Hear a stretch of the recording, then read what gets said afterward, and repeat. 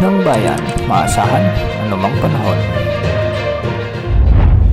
Magandang oras po sa ating lahat. Narito ang update sa lagay ng panahon ngayon at sa susunod na 24 oras.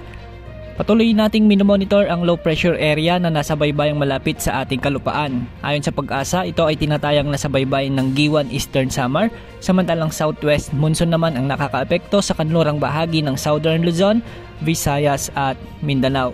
Localized thunderstorms naman ang makakaapekto sa natitirang bahagi ng Luzon. Dahil sa low pressure area, magiging maulap hanggang sa maulan ngayon sa Bicol Region, Visayas, Caraga, Marinduque at Romblon. At dahil nga sa patuloy na pagkilos ng LPA, inaasahan na may mga pag-ulan ngayon at sa susunod na mga oras sa bahagi ng Cagayan, Isabela, Quirino, Aurora, Laguna, Rizal at Quezon. Pinag-iingat po natin ang ating mga kababayan sa bantalang pagbaha at pagguho ng lupa.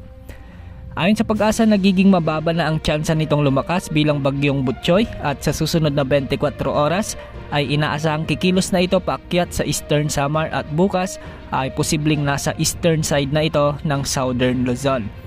Isa sa mga dahilan na hindi na ito inaasahang lalakas ay dahil sa mataas na vertical wind shear o ang hindi pantay na lakas at bilis ng hangin sa layer ng ating atmosphere.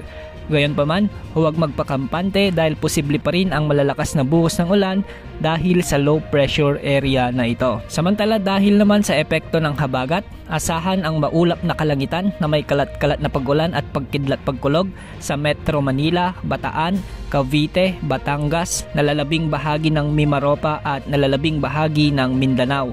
Hindi rin inaalis ang posibilidad ng mga pagbaha at pagguho ng lupa. At para naman sa natitirang bahagi ng bansa, asahan ng mga pag-ulan dahil naman sa mga localized thunderstorms. Sa ngayon, makikita natin sa ating satellite animations na halos natatakpan ng mga kaulapan ang buong Luzon at sa iba pang panig ng bansa. Kaya asahan ang minsan ay mahihina hanggang sa mga katamtamang pag-ulan. Samantala, isa pang potensyal na bagyo ang posibleng mabuo mula sa mga kumpol ng kaulapan sa silangan ng bansa sa mga susunod na araw. Ayon sa latest tropical cyclone threat potential ng Pag-asa, tumataas ang tsansa na may mabuong bagyo at posibleng pumasok sa ating area of responsibility sa susunod na linggo.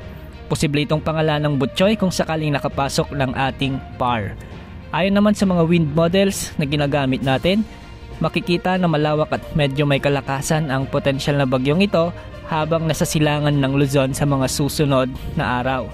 Base sa track na ipinapakita ng mga models, hindi naman inaasahang maglalandfall ito sa anumang bahagi ng bansa, pero posible nitong hilain at palakasin ang habagat sa mga susunod na araw, kaya maging alerto pa rin sa nagbabantang malalakas na ulan sa susunod na linggo. Blessing naman ito kung ituturing ng mga magsasaka dahil sa kanilang pagsasaka basta't hindi magdudulot ng mga malalakas na pag-ulan at pagbaha.